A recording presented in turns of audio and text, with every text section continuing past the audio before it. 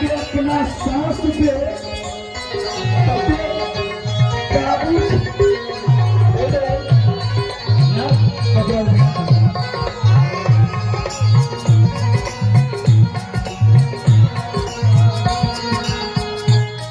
आप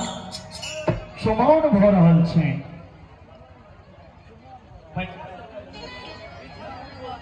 कीजिए उसमें दिख दिलाइए। हाँ ये बहिना कोना के पैर छब बकल रहा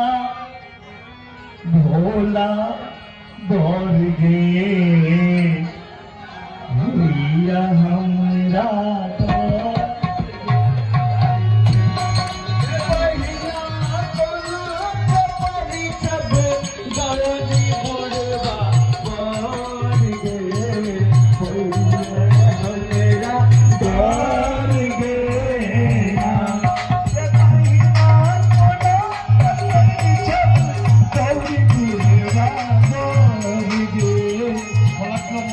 भैया हमरा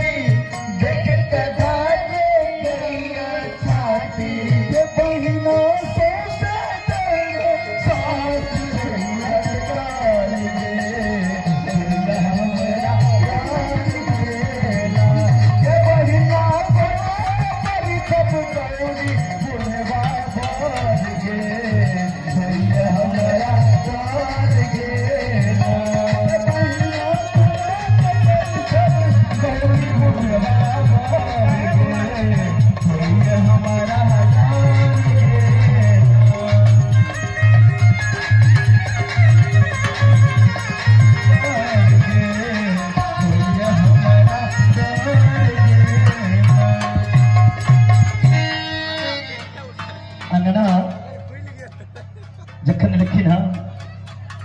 तखन सरकी सब परिचय कर रहल छथिन बैरी चैन चलियो साथी ढोल सन जमैया हे सोहावन लागे दुल्हा